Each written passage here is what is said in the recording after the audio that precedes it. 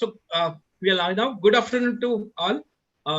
Hey, hi, hello, all Facebook and YouTube colleague, friends, junior and juniors who are watching online discussions under the heading Live Pharma Coalition.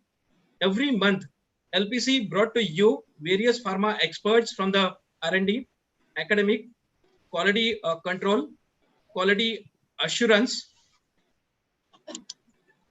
marketing.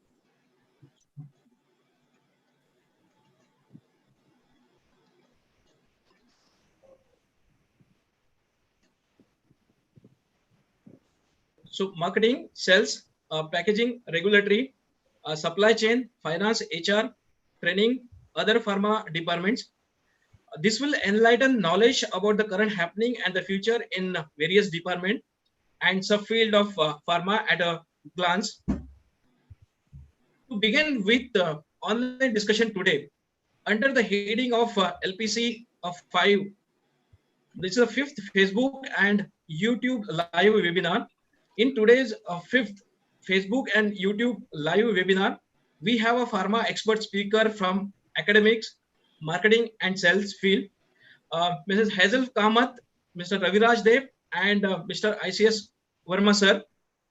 Also the renowned personality in the sales and marketing as a panelist. So ICS Verma sir from Hyderabad.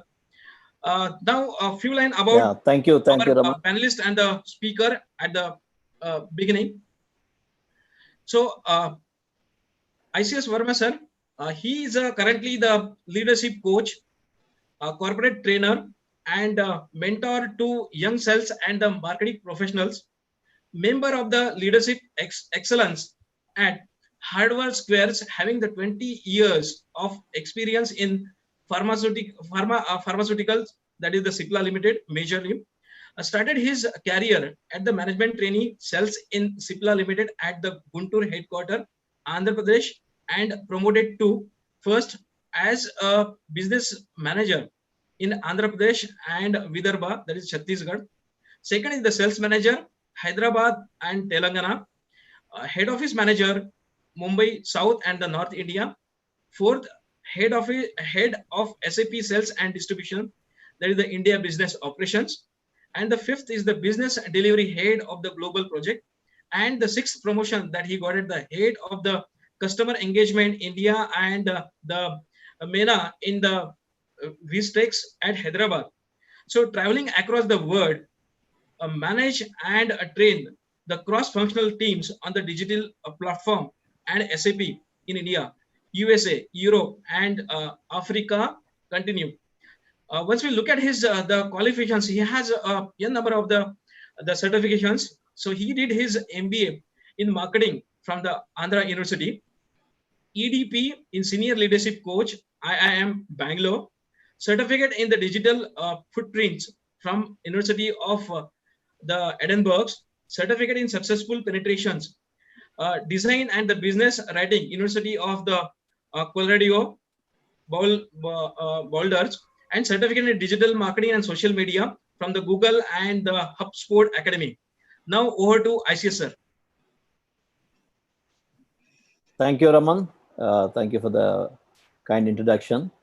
And also, I'm very excited to be part of this great learning platform, which is actually catering the knowledge to the people who are in actually the lead of because of distress. After the COVID, including me, everybody is in distress. What happens next, and do we have our jobs, or what's going to be happen tomorrow? How the marketing and sales will work like. So because we are seeing every day that from different news from US, these many layoffs, and from the hotel industry, these many jobs have gone, and aviation industry is in trouble.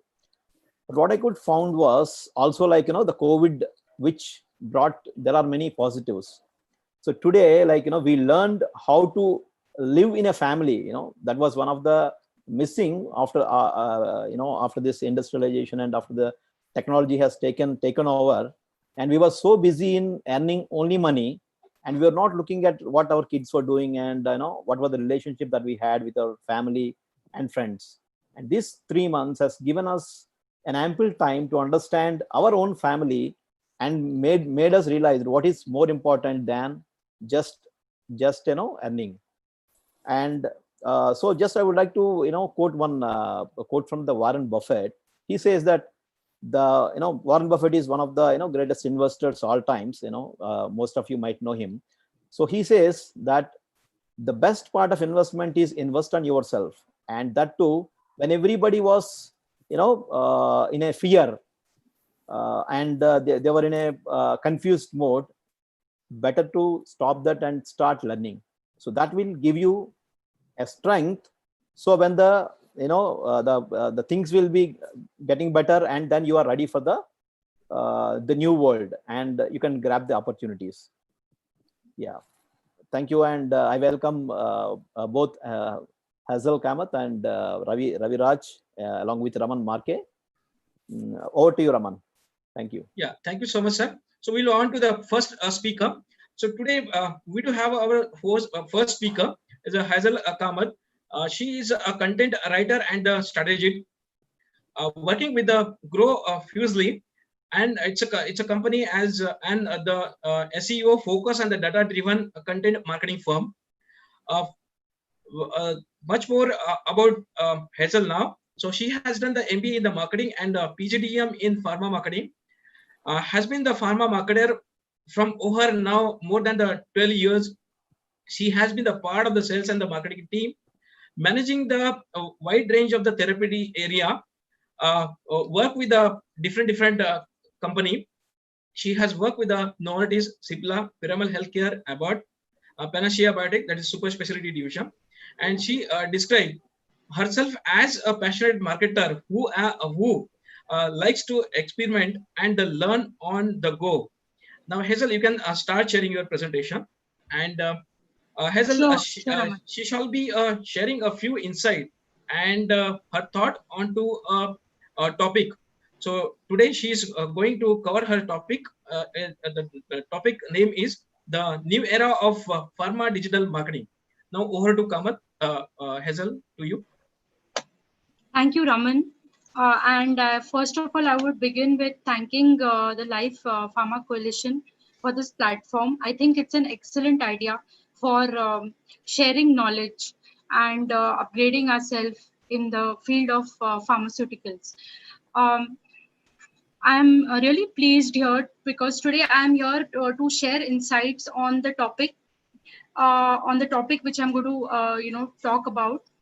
But at the end of it, I'm also looking forward to take a lot of insights and learnings. So with that positive note, let me just start. So my topic today here is the new era of pharma digital marketing, and whether we can risk to ignore this change. Pharmaceuticals as such, in a comparison, if you compare it to any other domain, like let's say the retail domain, pharma is yet to see the full potential of digital marketing, and rightly so, because this particular domain has been highly regulated. We have depended so much on the traditional marketing, the promotional efforts of our knights of the road, that is our medical representatives. So digital marketing is yet, I would say, though many companies have taken the lead in the pharma segment, digital marketing is yet to see its full potential. The pharma industry is yet to see.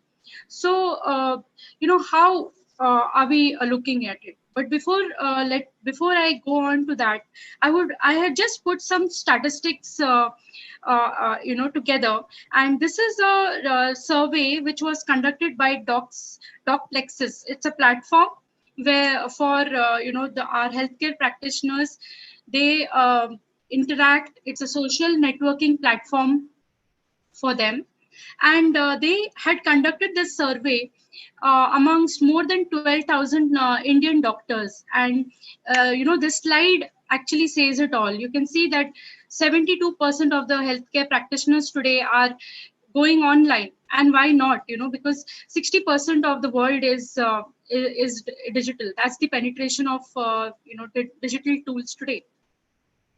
And the figures itself say that for all their learning needs, for all their networking needs, networking with their peers, networking with their, connecting with their patients, pharma, the doctors, that is the healthcare practitioners, are using online media. And this is the current pandemic situation has acted as like a catalyst to this trend. So coming to the next slide, what is the need that we are looking at? So what's the need of the hour? The need of the hour, and how we are supposed to, how as a pharma company, I am supposed to respond to it. As you can see, the doctor today, the customer, the direct customer for pharma marketers, is digital savvy, and that looks like the way to go. It is where is the doctor today going? If he is if he wants to look for a particular for any important information or a latest content, he is either going on Google. He is either, of course, he is depending on a lot on pharma marketers, but online, when I talk about, he is going on Google, he's going on social media platforms, or probably he's also going on doctor-specific networking platforms like Curify, if I may share.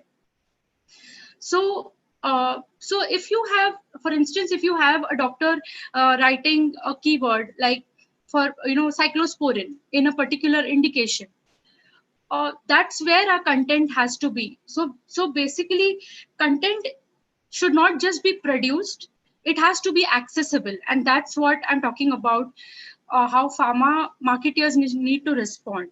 They need to be offering content, relevant content, and make it accessible for the healthcare practitioners. Secondly, the need today is that they are looking for a trustworthy content, because as we know that pharma is such a regulated domain, and everything depends on the content that's shared. The learning needs of the doctor that are there, that can be met, is only through the trustworthy content. And trust is what builds the image, the brand image, not only for pharma marketers but also for the doctor himself. So delivering, we need to deliver content that sparks conversations. Now here I would like to tell you the difference between, like, I'm sure all of us appreciate this, but I would just like to draw attention that there is a huge difference between just branding, advertising a brand, which is a push strategy, in comparison to being a part of the customer conversation. And that is where pharma marketers need to be. We need to be a part of the customer conversation. We have to be listening on social platform. And that's where I have mentioned social listening is key here. Social listening is basically, being there where our customers, that is our healthcare practitioners, are interacting with each other.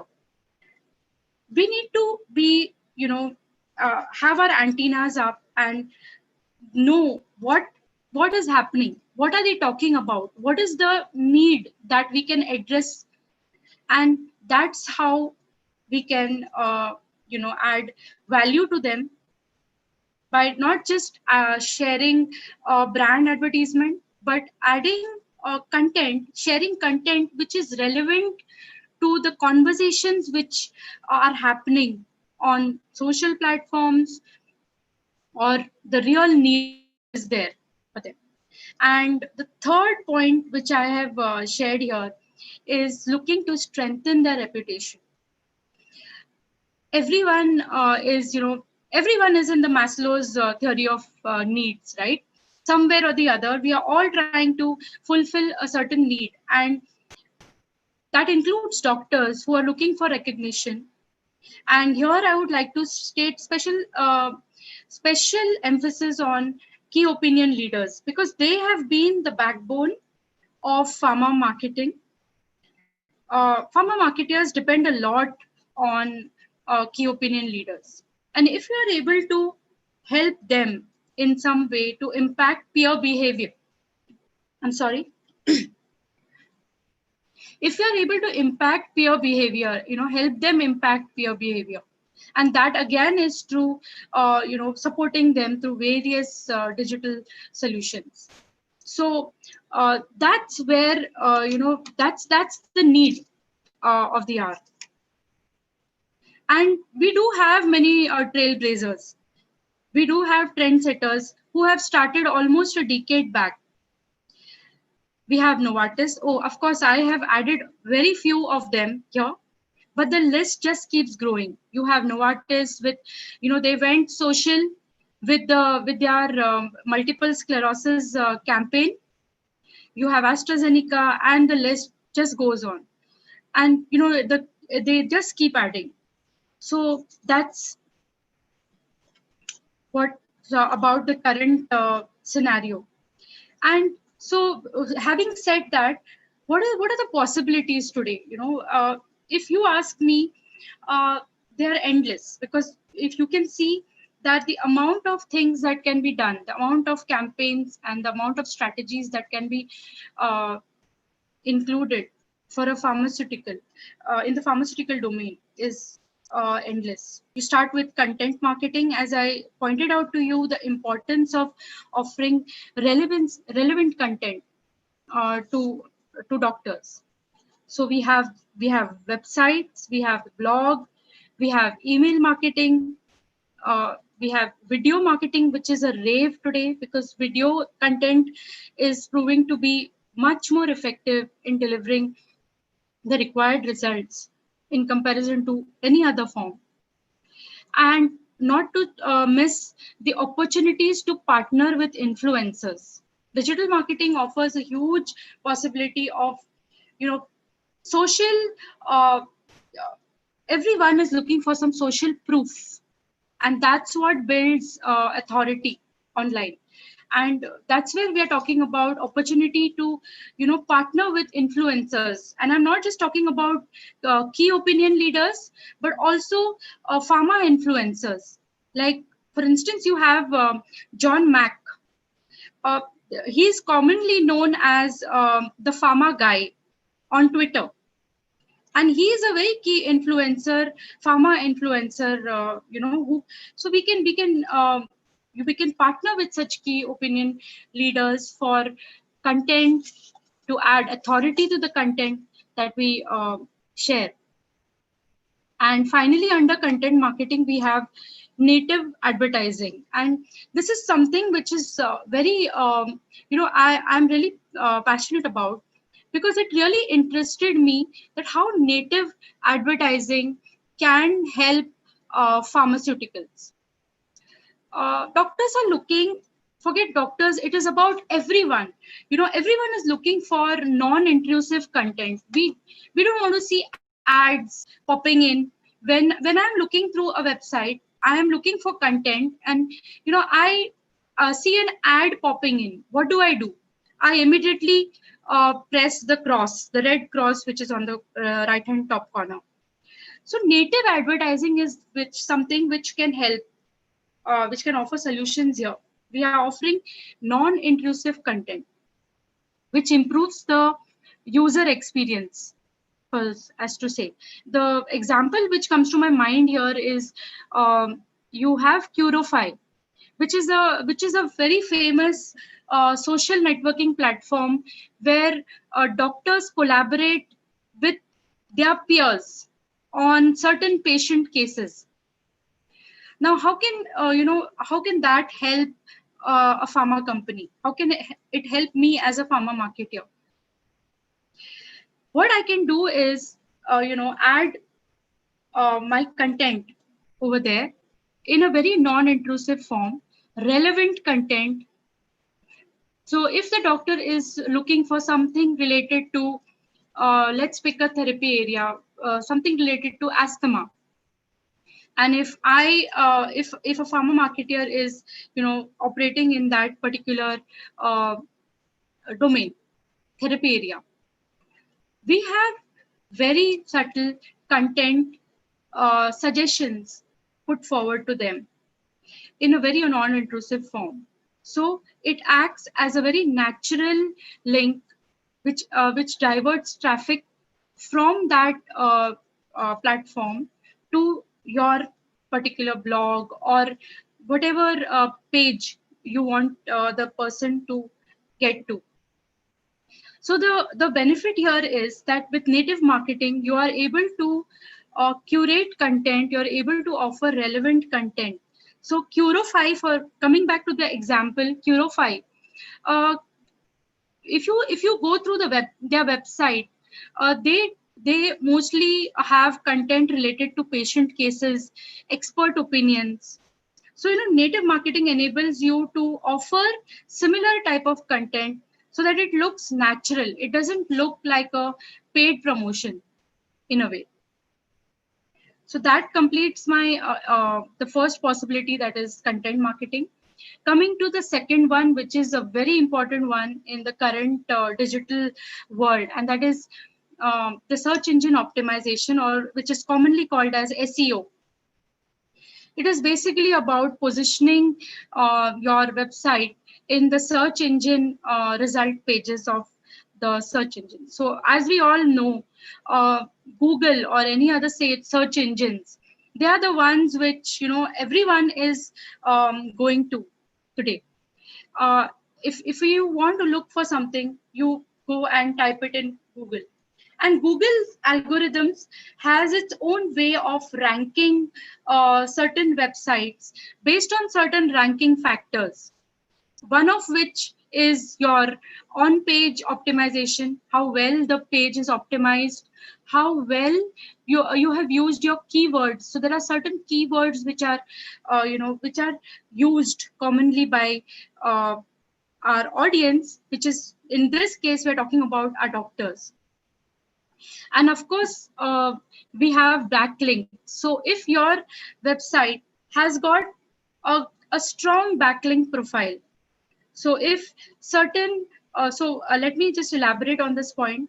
So if certain influential websites in the pharma field, say Pharma Mirror, or if you have PubMed for that case, if you have these websites linking to your website, that improves the authority and your ranking on Google.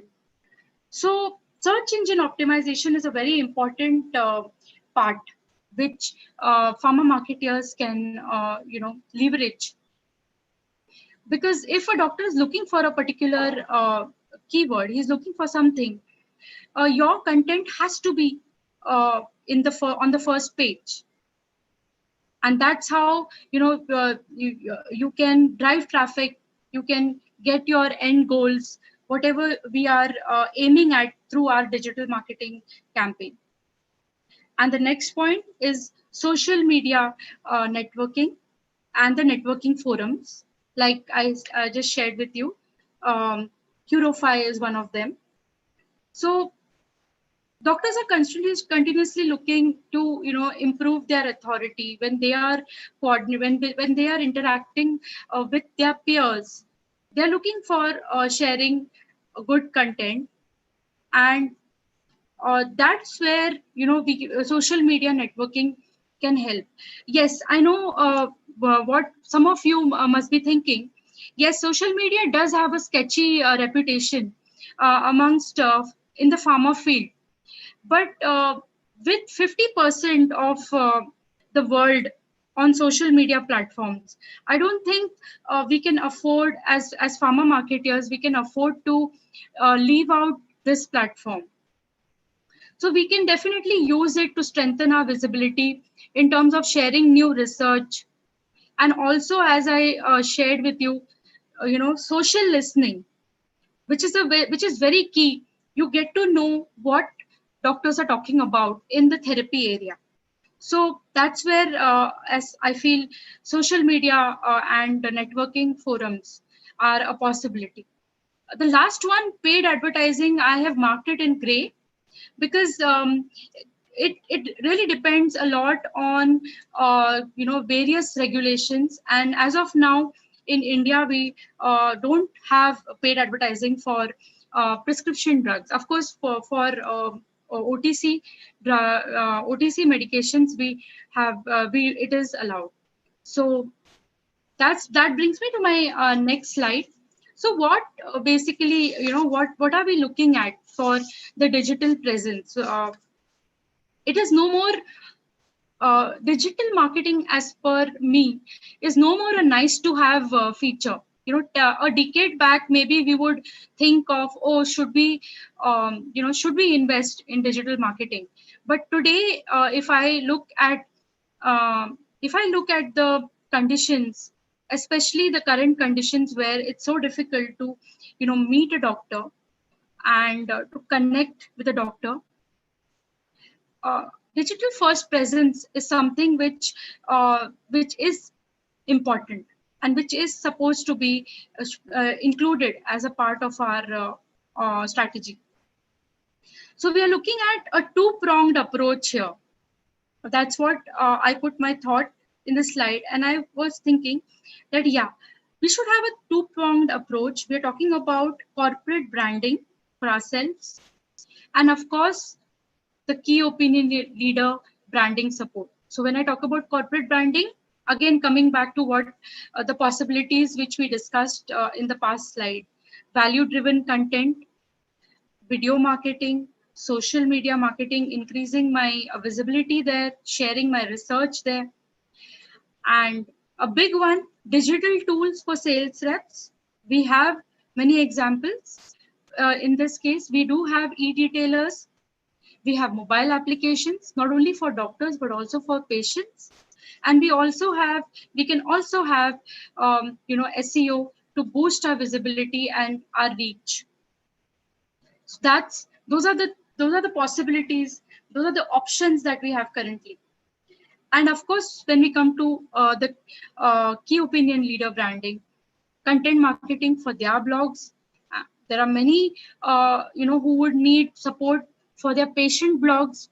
We already have the dental fraternity coming with requests for patient blogs, patient specific blogs. That's where we can support them.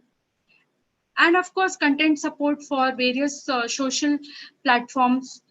Quora is a big one also, because there are various groups, communities which are made, and there are doctors, there are pharma influencers discussing.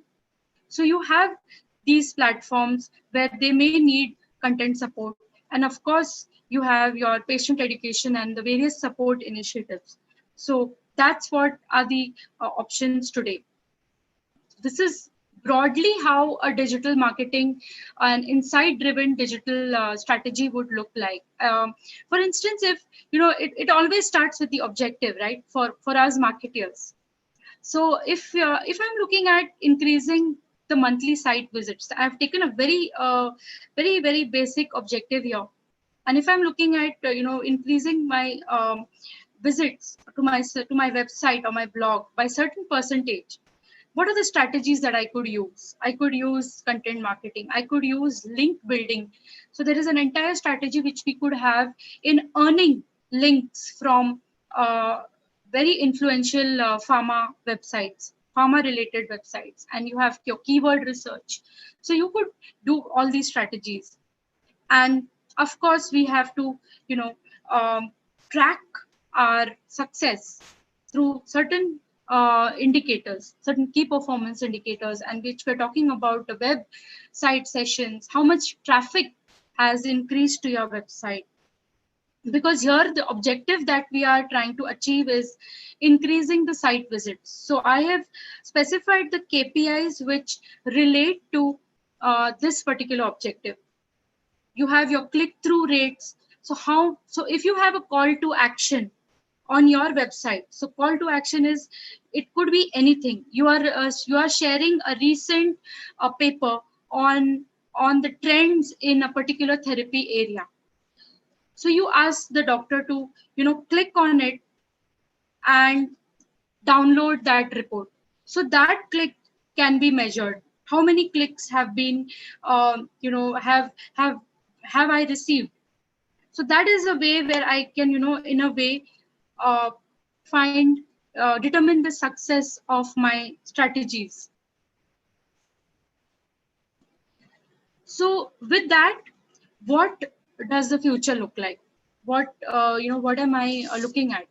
And this image is something which really speaks what I have to say. It's a multi-channel engagement. So we are not here, we are not looking at replacing the traditional way of pharma marketing. That can never be touched, because the face-to-face interaction, the nights of the road, will always be the backbone of pharma marketing and the revenue that we generate. So we have to take a multi-channel engagement, wherein we are talking about not only a face-to-face digital face-to-face interaction, but also a digital engagement where we have e-detailing, we have connecting with the the healthcare practitioners through website or a blog, social media, or webinars. The list is endless. And what are the benefits that you will get from that we can collect from these multi-channel engagement? And improved marketing ROI. We have our sales reps, which are this is the most important point according to me. They will feel very empowered and very passionate and confident about their brand and their company, which I'm sure they already are.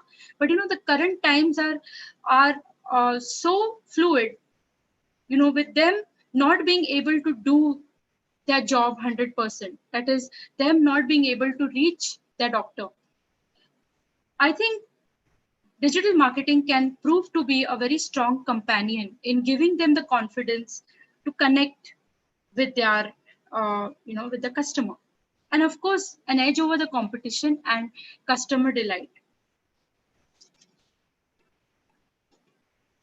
So that's where I would like to sum up that digital marketing is a promising companion to the pharma domain. We have to treat it as an enabler and not an alternative. It's an enabler. It's a synergistic effect with face-to-face as well as digital engagement. It is a complementary capability which will fuel our current efforts. And that's what I would like to take home here is something which I am looking forward, where we pharma marketeers need to take on this trend and go with multi-channel marketing, wherein we are talking about an in-person connect along with a digital engagement, be it social media, be it content marketing, be it whether you're planning to increase your ranking on a search engine site, or whether you're planning to improve your authority. The possibilities are endless, and this promising companion, according to me, can really help us get there. So that completes my presentation, and I would really like to thank you all for hearing me out. And you can get in touch with me on my email ID, hazel.k@growfusely.com. Thank you so much.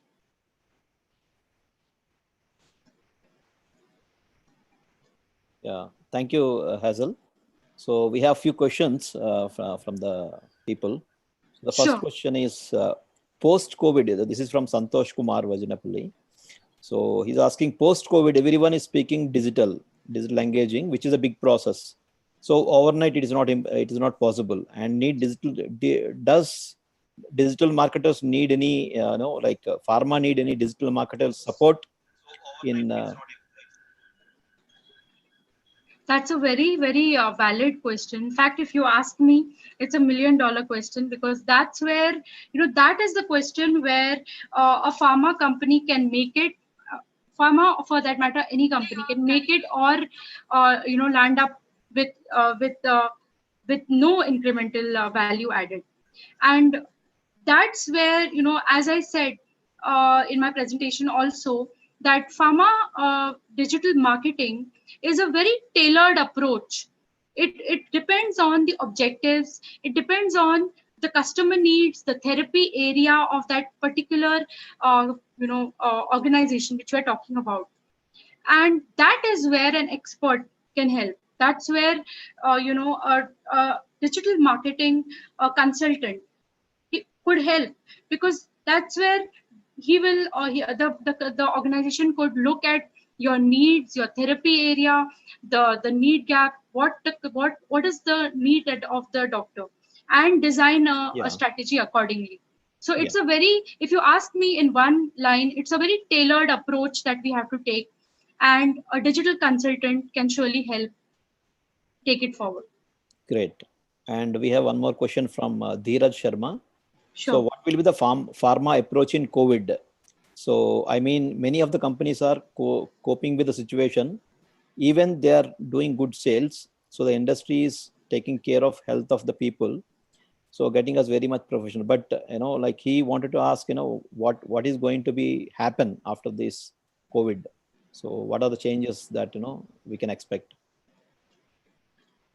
So if I get this correctly, we are talking about what trends we are expecting, right? Like in terms of, sir, am I right in understanding the question?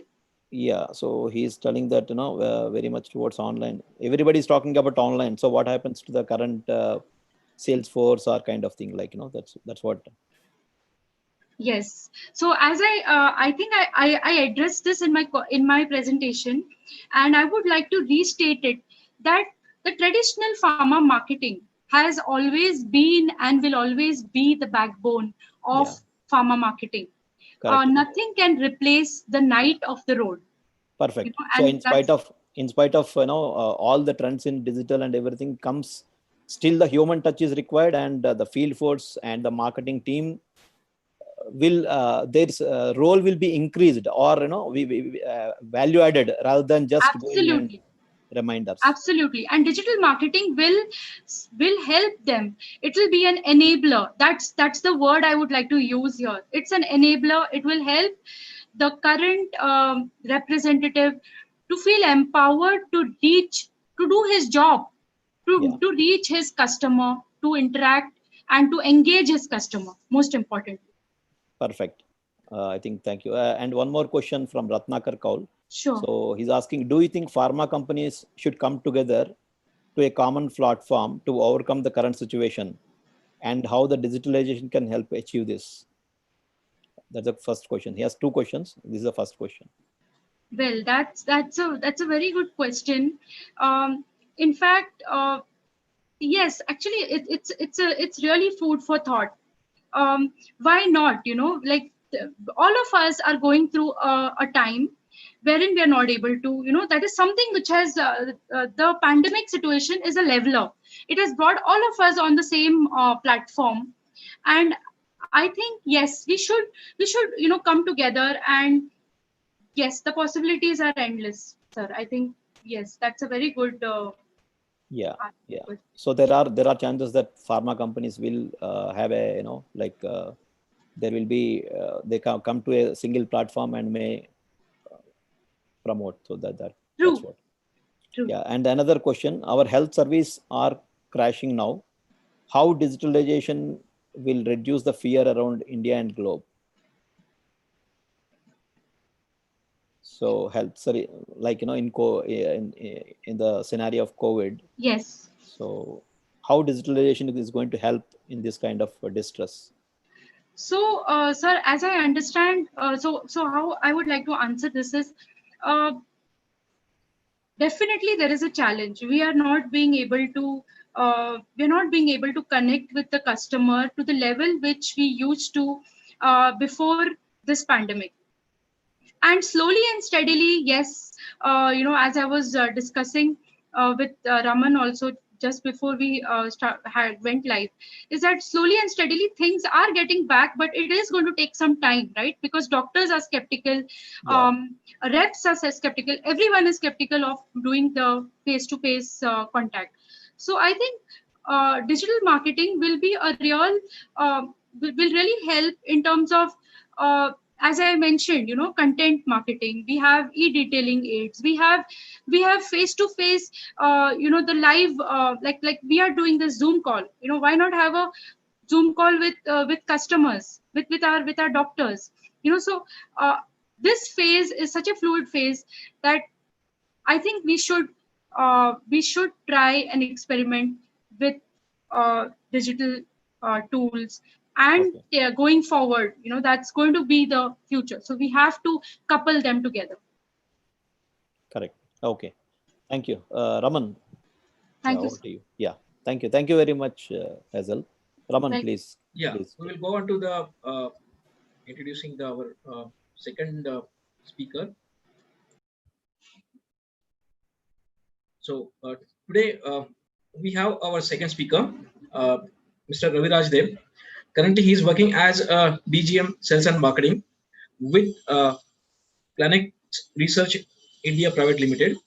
And about Raviraj Dev, he's almost has a decade and a half experience in the pharmaceutical marketing. Work with the Cipla, Sun, Abbott, Ipca in the CNS domain majority. Every assignment was either a turnaround, one or the realignment business. I will request Raviraj to share his presentation. And continuing his introduction, he worked in the domestic as well as the international market. Both he has a good experience in the both the domain, and he has used very keywords. His key mantra is the strategy is sexy. I celebrate the executions. Now over to Raviraj. You can share your presentation.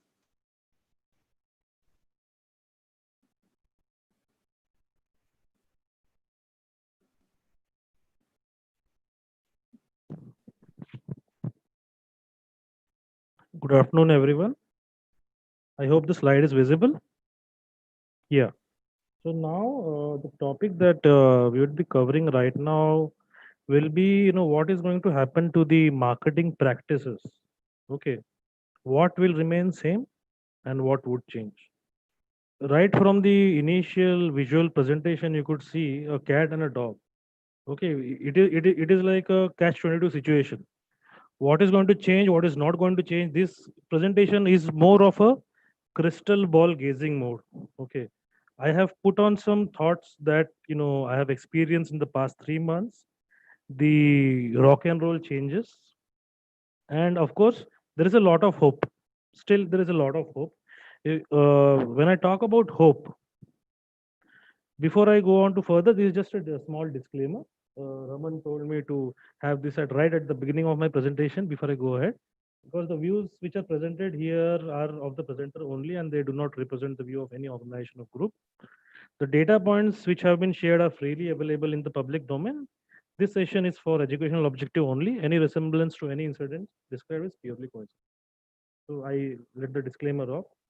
Now the next slide that I'm going to, we have known this guy. He is Mr. Rakesh Jhunjhunwala, the Maverick. He is also called as India's Warren Buffett. In fact, if you see his track record, his wealth in 2019 was at $3 billion plus. He's basically an investor. He's just basically an investor. And in 2001, 2008, he was the one who predicted that the bull market is going to run crazy. Everyone started going on a buying frenzy after that. What he says is that if he had heard the economist all his life, he would have never made money. Second is growth comes out of chaos. Why this reference is what we are going through right now.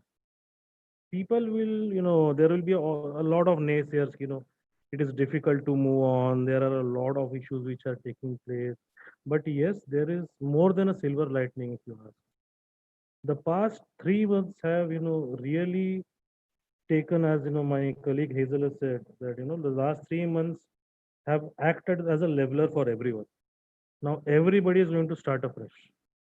So now the one who moves fast, the one who moves decisively, the one who moves with a clear course of action is going to win. In fact, these are some of his excerpts from this interview on the 8th of June, when he was asked about, he's someone, who, wears his heart on his sleeve. Of late, he has started to, cut down that trait, but still he comments a lot. What he says is, if pharma has performed pretty well in the near term, expect pharma to do well in the longer course of the game as well. And health targets will lead to a higher growth, and he expects the breadth of pharma rally to increase. It means that a lot of companies in a group will come together and give a blockbuster performance at the market. This is all about Mr. Junjunwala, his thought process and how he has come out. In this this COVID time is an actual challenging time. That's why I have quoted this gentleman first. Now, and when I talk about the Indian pharmaceutical trade, this is nothing new, right? We have the healthcare practitioner, the distributor, retailer, as well as the patient. Now, where the what IPM does is it integrates the trial. Now, everybody who is watching this knows the roles of each and every factor: the HCP, the patient, as well as the distributors and the retailers. So, how does IPM act at all these three? Now, as the topic goes, if post COVID, what would change and what won't change? So, I will have those topics in the said flow. At the HCP is what I personally don't see much changing. Of course, detailing remains the holy grail. Okay.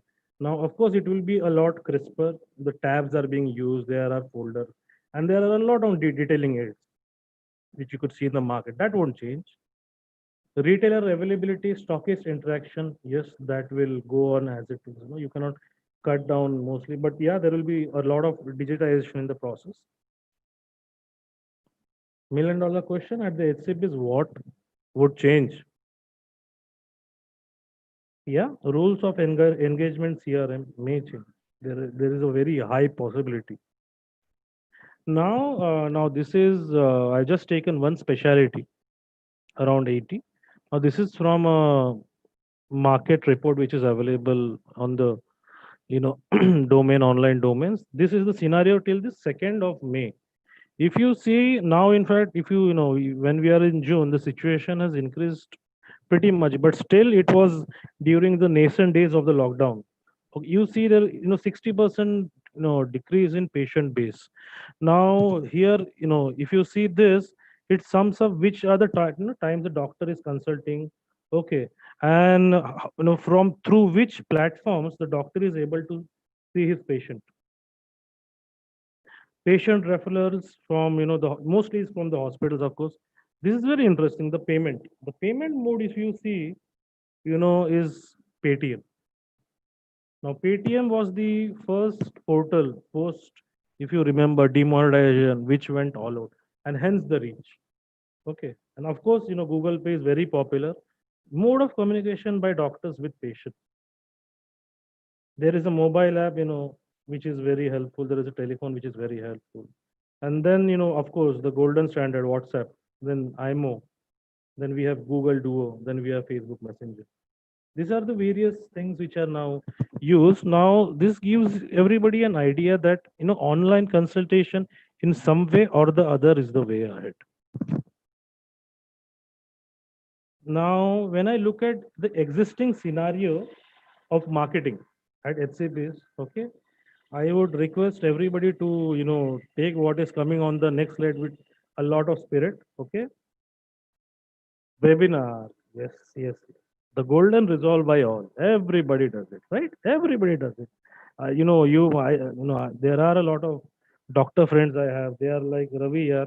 In the morning it starts at around 9 still. At 11 it continues. Yeah. Then there is a session 2. Then I take a break for lunch. Then after 15 minutes there is a session by another organization. So everybody does it. In fact, what has happened is there have been a lot of memes on the internet. Okay. These are some that I could, garner through. The one on the left, the Anarkali one, that is what Anand Mahindra had tweeted the last week. What is happening to webinars? This Alia Bhatt one is one of the famous one which is doing rounds. In fact, on the right is a WhatsApp conversation snapshot which I have captured. I have purposefully hidden the name of the company at the top. Poor medical rep invites, the doctor. The doctor responds like this, and my poor guy says, "Sorry." Why is this happening? Because information overload. There is a lot of information which is available, and in spite of that, we keep on loading the customer with information. Is it the right way? Debatable. But if you ask me if webinars are still relevant, yes, they would be still relevant with the following caveats. What are the topics? The audience expectation match has to be there. The good old days where pharma pushing brand benefits only to the customers are not going to work, because unless and until the customer, the doctor is able to see a true value proposition, is not going to attend.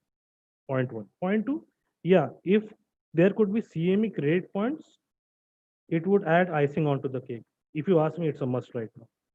If this webinars and the topics are endorsed by various associations, great. Last but not the least, extremely important, all the annual conferences which were starting from March right till we understand till Diwali and so on have been cancelled or postponed, or something has happened. Online conferences gives us a huge market for branding. This I will tell you is the next big thing. Online conferences. Now just imagine the cost efficiency here. The doctor, the main organizing body, they do not have to get hold of big places, a lot of big infrastructure. Everything could be online. Okay. And herein lies the opportunity of branding. If you ask me, there are a lot of people have been done, but the next slide, which I call as embracing the change. The sixth European Academy of Neurology conference actually went virtual. It happened in May 23rd to May 26th. And I will tell you, after the American Academy of Neurology, it is EN, which is the world's biggest neurology conference. Around 2,800 people had attended on day one, May 23rd. I was one amongst them. It was free of charge. Just imagine what has happened to the dynamics of a conference. People will register, we will get online points, plus guys like me who are interested in what's happening, we can go, we can see what's happening, what the doctors are speaking. It doesn't get any better than this. And now this gives us as marketers an online branding opportunity. Depends upon us, how do we use it? Do not overdo it. Let me throw a word of caution. Do not overdo it, otherwise the consequences could be very detrimental. Going next. HCPs, what won't change? Yeah. Individual customized need based approach. Whatever the doctor needs, that is going to, the doctor need on the Maslow's hierarchy of needs will always be there. People have to abide by it. Some people can, some people can't. But that thing is not going to change any which way.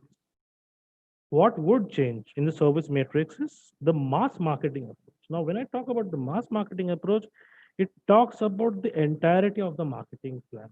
Now, each and every marketing plan is going to have at least two aspects. One is the physical aspect, other is the digital aspect. The physical aspect is what the boy goes when he does in the clinic, and what he does in the clinic has to be on the, the platform of digital, so that there is engagement. In fact, if I merge the word physical and digital, new word comes out. That is phygital. Phygital is the word. Now, this is going to be the thing that, is going to drive the marketing of the coming years to come. And yeah, very important. We have to remember that now in person, doctors won't meet pharma reps regularly. Why? Of course, there is an impending fear. So they are going to meet our reps only when there is an actual die-hard need. So we have to be very sure how do we fit in this need gap. And yeah, the sanitation based need services which the doctors demand would be serviced. And along with this entire marketing mix, how do our brand benefits bundling happens? For example, I saw some companies, sending sanitation workers with a handwritten branding of companies. It looks pathetic. Let me be very clear. Okay. But if that could have been done in a sophisticated way, better way, subtle way, it could have won the race. Some people know about the companies that I'm talking about, but I'm not going to mention any company's name, but because that is very evident. So that could have been done much better. Now, this is what I was going through today morning. Now, there is an understanding that, droplet infection is the major source of source transmission for COVID. Now, this came to me today morning, airborne transmission. Now, if this happens, this is going to set the cat among the pigeons. Things will become more dynamic than they are right. This article, which is a very recent article, okay, this says that there are very extremely high chances of this being airborne. So now the entire marketing mix again goes for it. I know this sounds scary, but I got scared a lot when I look at it this morning. Somebody shared it, I went through and then checked the, verification, verified this and all, and this is true. Yeah, this is true. So it depends on, how sooner or later the government accepts it and, accordingly does the changes. But yeah, this is what it is. When I talk about distributors and retailers, what won't change? Yeah, the schemes, discounts, the freebies for availability that for drugs, they never change. They won't ever change. What would change? Of course, there will be an online discounting model. There will be various modules set up between the pharmacist, the stockist, the organization, where a lot of online discounting is going to happen. So that every buck is, accounted for and maximum benefit has been got. Yeah. Then reach to various stockists, retailers through various online portals for getting real, time data. In fact, if you ask me, this this what I'm talking about has happened in Mexico around 12 years back. In Mexico, each and every patient prescription, okay, is accounted, and everybody knows which patient is getting what, and that is real time. So when even one box of say an X drug is offloaded from a stockist and goes to the retailer, goes to which retailer, when, at what time, there is real stock time data, real stock time data. So that may come in the future. That is the way we are going. Patients extremely important. The most important, if you ask me after doctors, what wouldn't change? Yeah, patients buying and yeah, of course, slash holding from retailers. That is what we have seen of late, because there will be the impending thought in the mind ki, what happens if this close down, what happens if the retailer closes down, what happens if the don't get any medication. So patients buy and patients hoard too. That is not going to change. Self medication, oh my god. Now, this is one of the worst things what you could find in this country. People taking medication left, right, and center. People becoming self proclaimed doctors. This is not going to change. And of course, the worst part, which is not going to change, is Dr. Google, patient's worst friend. He is still going to go on Google, still refer each and everything.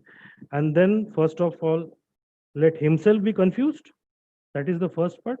The worst part is he, tries to speak to the doctor like, he knows better than he knows. That is where the distance starts happening. This is not going to change. This is the actual trait of the Indian patient right now. What would change? Yeah, online pharmacies. Yeah, this is flourishing and is going to flourish. For example, if you draw parallels to the other segment, like if you see TVs, the DTH, and now the OTTs. If you have the view of the OTTs now, the Netflix and the Amazons, there has been a 600% rise on the last month. Huge. That is the way OTTs have gone. Very soon they will overtake DTH also. In the same line, online pharmacies, like, there are many. There are 5, 6 which are, all over the country. They would flourish further. So they are going to buy from them. And of course, for online pharmacies, if in all the, prescription medications, the patient's uploading of prescription is a must. Hence, it is also going to lead to better patient records. This is a really good big boon in this. patient adoption models for therapy initiation and continuation, which happens in developed countries. For example, if a drug is introduced, okay, even if it is not part of the insurance, they will make some schemes where doctors will recommend patients, and then they can take the medication from the company CFA directly at some discounted prices. This may happen. This is very, very well going to happen. Doctor specific or dedicated patient helpline numbers, which will be a bot or artificial intelligence based. For example, nowadays you have seen a lot of banks and various online platforms using a bot. Okay, now the time has come where every doctor will have a specific bot, or a group of doctors will have a specific bot which will be AI based. There will be an algorithm of questions that the doctor will set in. They will share this to their various patients, and then they can ask the bot anytime. And that is how what is going to happen. Yeah, online presence of pharma companies would influence patient buying decisions. Because what we say in Hindi in India is, "Jo dikta hai wo bikta hai." No, it won't be like everybody is going to go out every time. No, people's online presence is going to increase, and hence, the more pharma exposes itself in the right sense to its customers, the more trust and belief the patient will have. When I say online, of course, the digital web as well as the television sets. Yeah, when this is all what would change and what won't. Closing remarks, yeah, human interface would always remain an integral. This is not going to change. The HCP MR interaction, that is what you can call as the holy gospel. It will add value. It added value. It does add value. It is going to add value. Challenge for marketing is maximization of each visit of the medical rep by aiding him with relevant inputs which create long time. Now, every doctor visit is going to be a cost to a company. It already does. Now, how to maximize the cost so that the the therapy manager or the medical rep creates a value proposition which is sustainable over long term is going to be the biggest challenge that marketing is going to face. Yeah, input suggested, there are a lot which would be discussed. With that, yeah, I come to the end of my session. Thank you, Raviraj. In fact, it's very, very insightful, and you're really touched upon what works and what doesn't. Few questions we have from the Facebook. So Avinash is asking, what would be the future of pharma in research and new business ideas? In research and new business ideas person. Yeah. Because the pipeline is the way the pipeline is going to work. They are going to come up with new drugs. That is not going to stop. That is going to continue the way it is. Correct. So that is not going to change any which way. Yeah. So, and definitely new business ideas, definitely there is a scope because of digitalization and the change. Yeah, absolutely. And one more question from Santosh Kumar. So he's asking like, in 90s, the banking has actually seen the revolution in technology.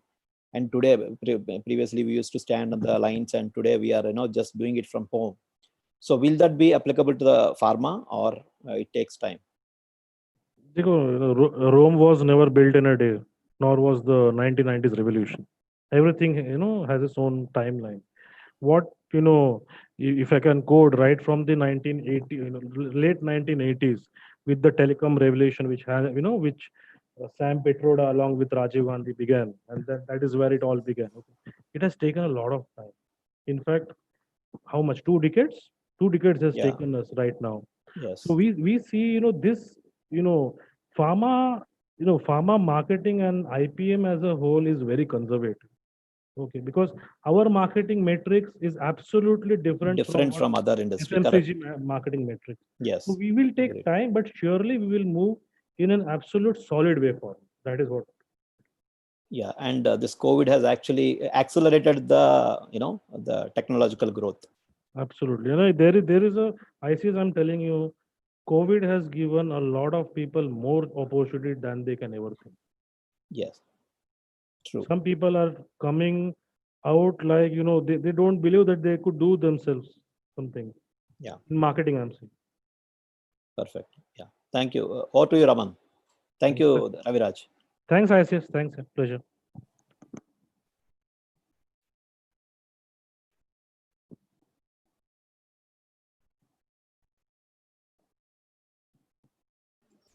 Okay, we'll go on to the third session now. Yes, third session is taken care by the Ashish sir. So over to you, Ashish sir. As already we have introduced to you, his topic is going to talk about the communication skill. Yeah. And let's learn from the Ashish sir how do we improve our the communication skill. Yeah. Thank you, Raman. Thank you once again. So I choose this topic because, anyhow, from the most of the experts we are getting from the sales, marketing, and you also bring a lot of people from the research and all. So I thought of bringing one skill, which is very, very important for the sales as well as marketing teams. So that's why I thought of bringing few insights into communication skills as the first skill, because when I told you, like, if you wanted to grow your career, you need to improve your soft skills: communication, creativity, and leadership. So these three are going to improve both your personal as well as professional skills. So today we are going to talk on this. So I'm sharing the screen. Yeah.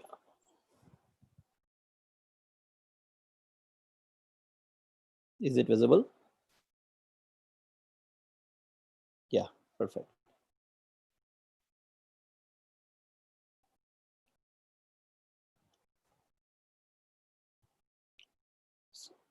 So we have already discussed about Warren Buffett, and most of us know about him.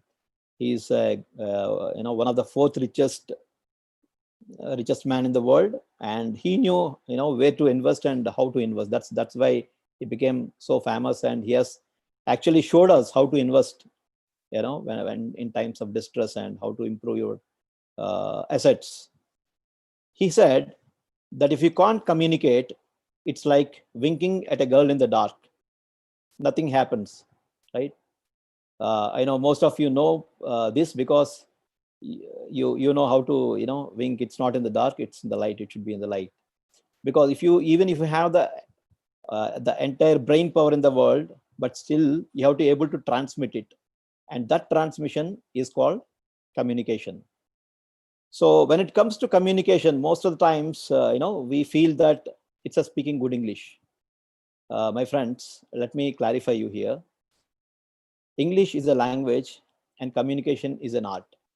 And to be a great communicator, you should be a great artist, not need necessarily be a great, English speaker. So welcome once again to all of you on this session on communication skills. So today we'll be touching on, very basics and of communication, because that's what, just I'm tipping on this skill. So by the end of the session, you'll be able to know about the definition of communication, the process, and the 7 stages of communication. So as for Webster's dictionary, it is defined as a process in which information is exchanged between individuals through a common system of symbols, signs, or behavior. So here, to communicate, at least we need 2 people, 2 teams, or at least 2 devices to get in touch with in communication. Through a symbol or a sign or a behavior, need not to be a just language, because language plays very minimal role in communication. That will be seeing in the next, maybe in the future sessions. So we have seen that in the definition, to have a communication to be successful, we need 2, right? A sender and a receiver. So in this example, a girl has a cute dog and a puppy, and she wanted to tell her friend that she has a cute puppy, and then she just chosen her mobile and texted it, and then she sends the message to her friend. So the one part of the communication is done. That means She has encoded the message, sent it through a channel, and the receiver received it and decoded it. Now the receiver sends a feedback. That's how she understands. Otherwise, how she can understand that whether it's a cute puppy or a monkey? So now she knew, because her friend said, okay, you're talking about your cute puppy. Yes, I also love your cute puppy. And then this communication loop is complete. This is very simple, right? Seems very simple and sober. But why do you think that most of the times we see in a day out a lot of communication issues between the wife and husband, between parents, between siblings, between your boss and you, and between your colleagues and among the teams, because of this guy called noise. Okay, so we'll see what exactly is the noise and broadly how noise is divided into. So there are broadly 4 types of noises which we can figure out, and one is psychological noise. So psychological noise is something like a predetermined mind.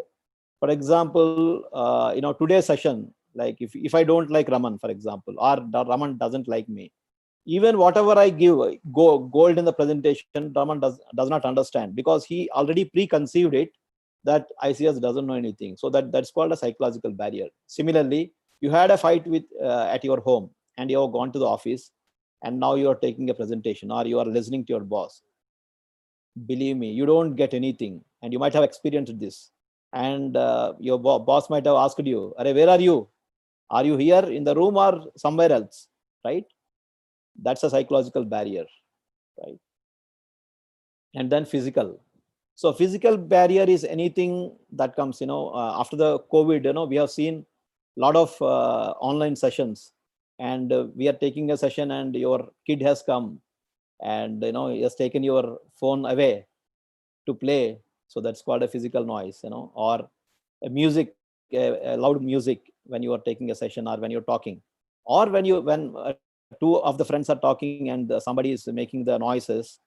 So that's called a physical noise. And physical noise still we can control. Like my friend Raviraj has closed the door so that kids will not come and disturb him. And he is able to take the presentation completely and successfully. So this is physical noise. And then environmental. So environmental is something which is not in our control. For example, you got a call from your friend and you are in a traffic, and you can't ask the traffic to stop, right? Because you wanted to talk to your friend. So here the situation is not in our hand, and you have to either away from the traffic, you have to go to some place where you are calm and you can speak.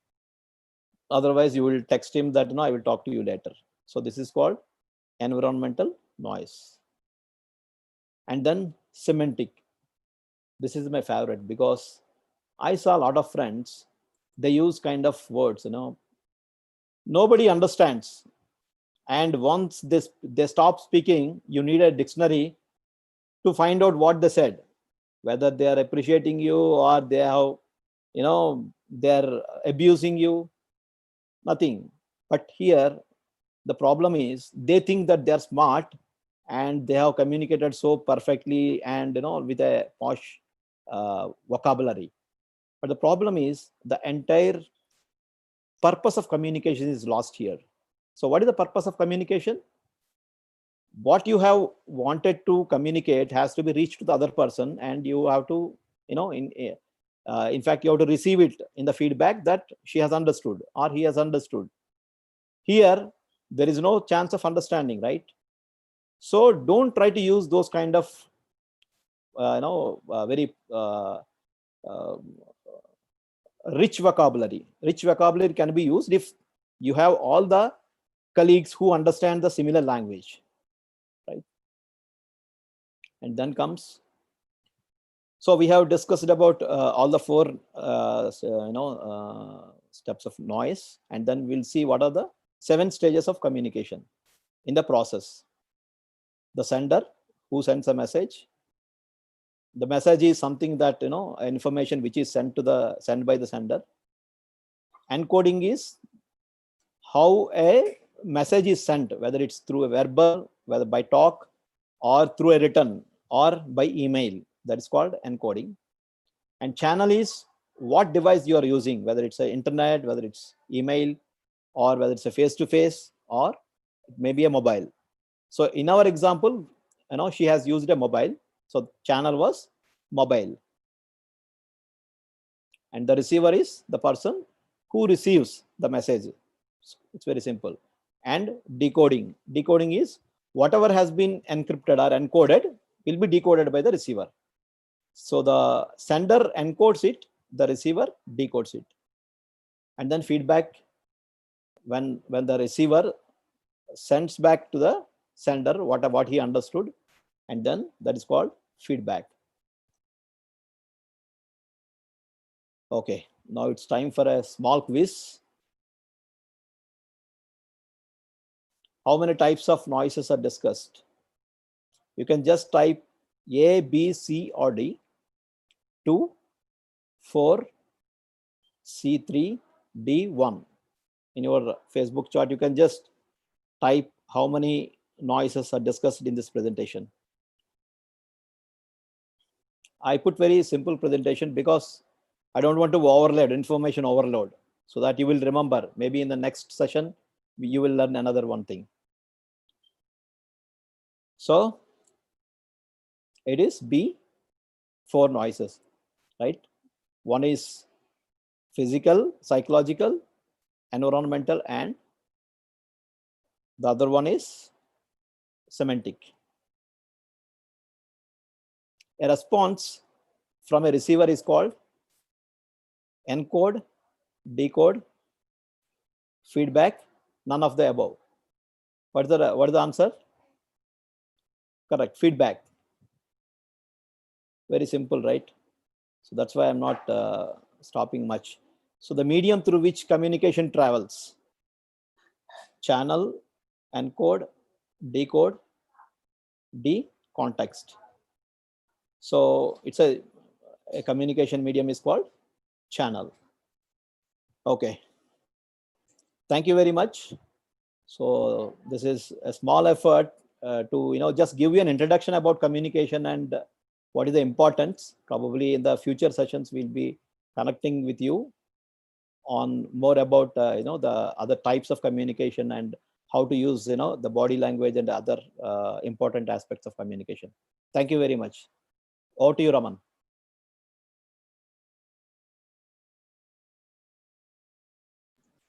Yeah, thank you so much, sir.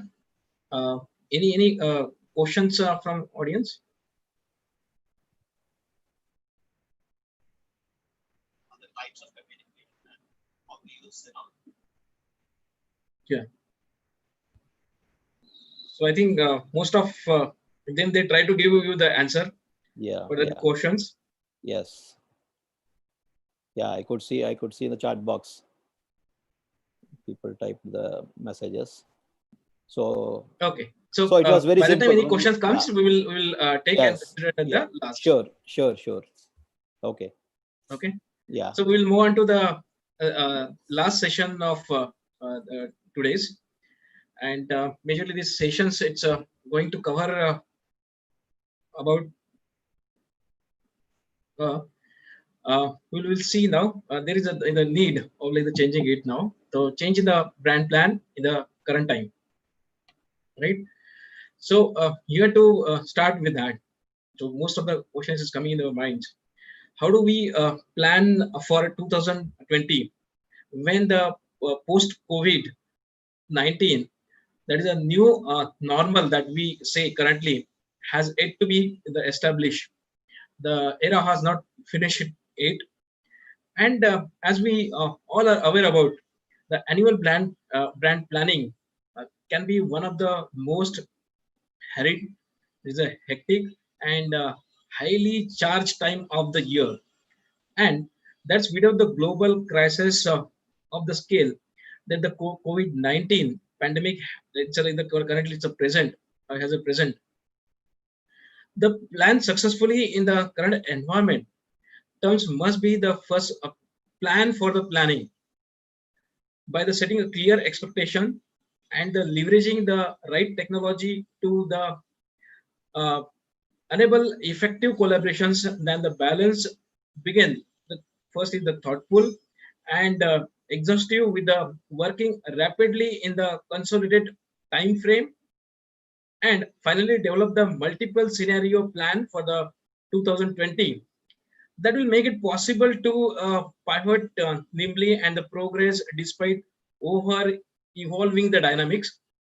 And in this POV, the providing the strategy and the tactical thought starts from the way to the accomplish this and the strategically plan for the 2020 in the effective ways.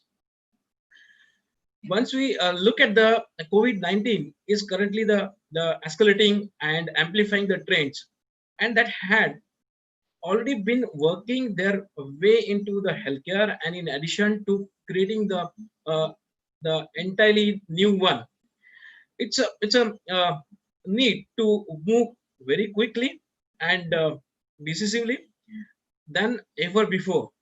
Simultaneously, however, we face more uncertainty and a more absolute unknowns than ever before in the history. What currently the today's that we have a various challenges. So once we look at the challenges, brand team ramp up to begin the strategic planning for the 2020. They are doing so during and the international crisis with a no percent from which to base the actions. Not only are they charged with the thinking ahead to what maybe the one of the most challenging planning sessions they have experienced currently. They are also trying to keep the heads above the water regarding the immediate needs while keeping the pace with the rapidly shifting the global recessions in this pandemic. What we do know in that scenario, in the scenario management in making and the sales force following challenges today in 2020, that is the continuous timely diagnosis and the treatment, that is the first. Second is the helping the patient and healthcare patients, that is HCP, remain the informed and the supported, ensuring the access through the affordable or supply etc, maintain and improving the adherence, driving the market share, NBRX, and the market growth in the new norm. Once we look at the balance to act, that is the improve, adopt, and overcome. The good news is that there the planning sessions will begin later than the normal, providing them the more bandwidth in the present. However, this means that the planning sessions will likely to shorten and even the more intense than the usual. What are the certain of its that the successful in 2020 planning with the required scenario, develop data driven scenarios that can be mitigate the unknown, be acted upon the quickly, and which help the brand be active and able to pivot when needed. It will also and ever require the balance between the act on the strategic imperatives and the adopt the tactical execution both.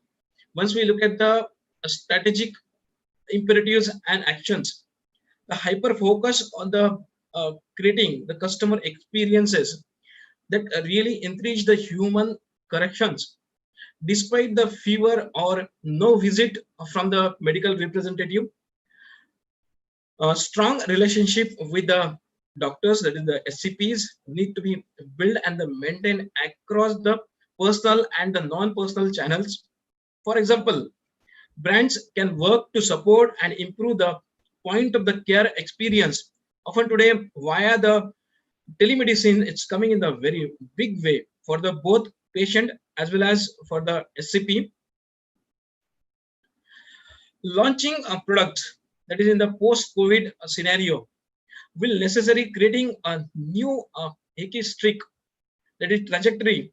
New products may need the ramping up period longer than the usual planning, followed by the rapid growth. A mix of the face-to-face and the virtual engagement must be driven early interest and the product trials. Similarly, tactics and the generate interest and the excitement must be balanced between the digital and the traditional, both the ways, in order to make the efforts to target as possible. Second one is the customer service and the support with the differentiate products, that the customer can be supported with the both on demand and the live interactions both the ways. Digital touch points can connect, inform, educate, and support both the doctors and the patient. And financially, assistance must evolve to be driven the products initiative and adherence while ensuring the 2 points, that is the affordability and the profitability both. When we consider the tactical considerations, considered relaunching your product correctly. This may be an opportunity to simplify the brand's value propositions, prioritizations your doctors and the patient targets, and orchestrated uh, that tailored communications across the all the new channels. Drive the sales post COVID-19 with the evolved marketing mix. Targets and segments need to be analyzed to determine which will be the produce the highest returns. Brand will also the prioritize targets and the channel both. Channel need to be scrutinized to determine which will be the produce the highest return on investments, and which can be a scale, as well as how messaging can be orchestrated across the brand plan.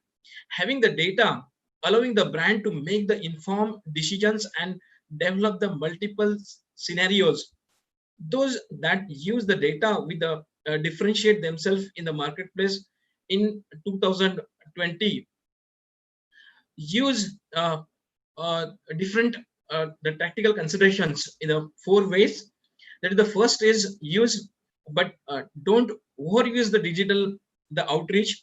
The doctors are already complaining about the email overloaded. Investigate how to establish reach and the frequency. Governance across the brands and the channel. How to establish the response threshold that indicate growing non-response and the opt-out, and the adjust accordingly. And how to incorporate testing and allegati to ensure the optimizations.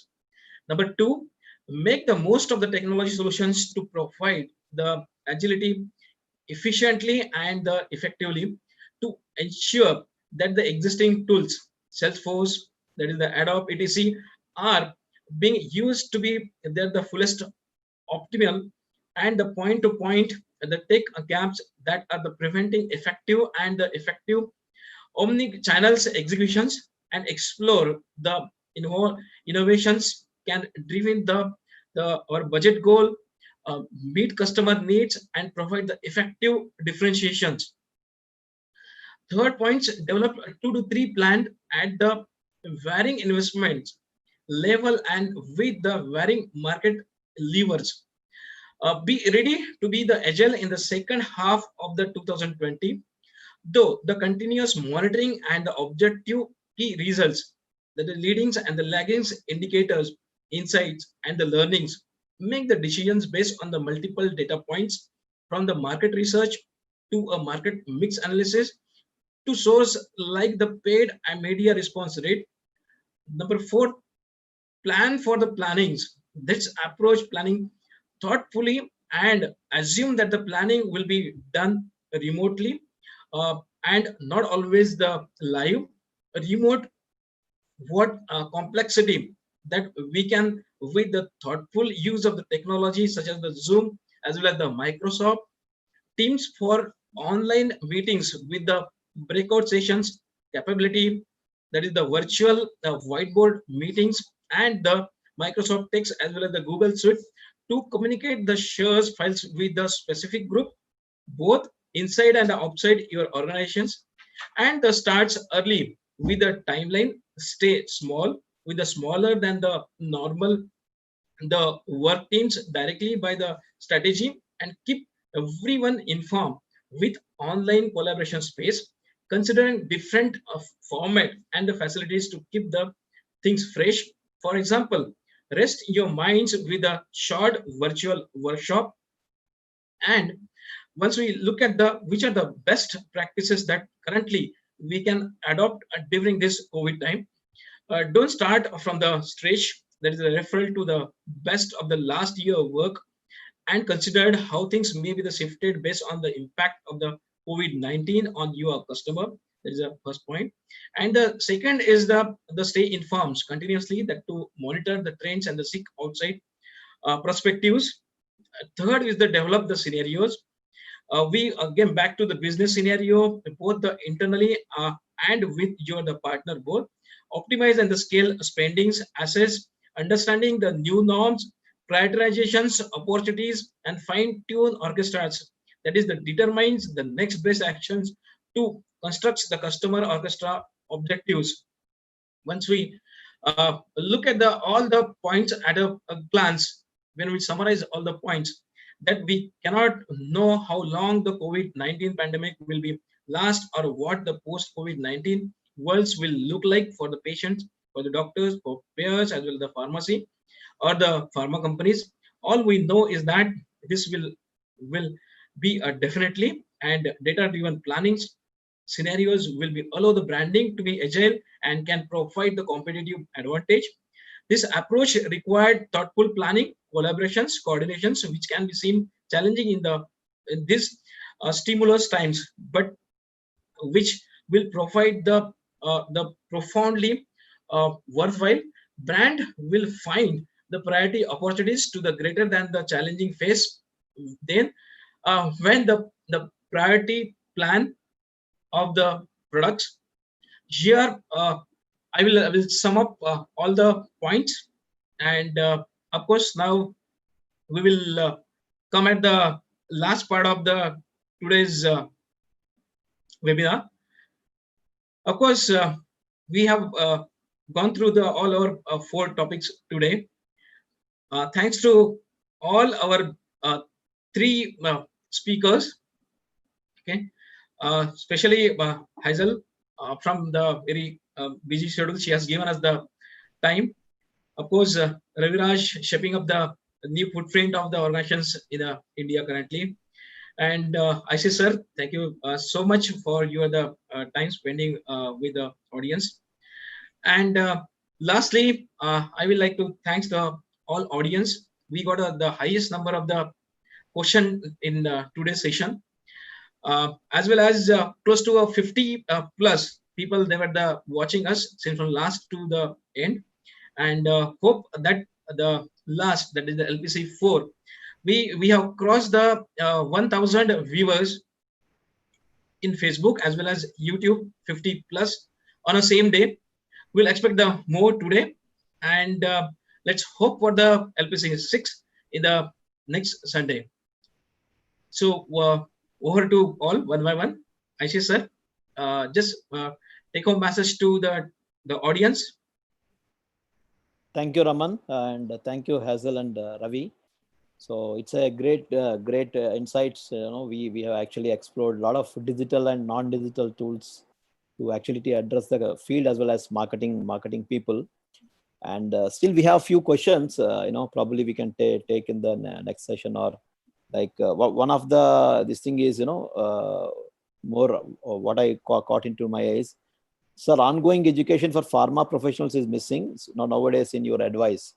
So what I advise them is, so during this time, it's a time for you to upgrade and try to upgrade your, both medical as well as marketing skills.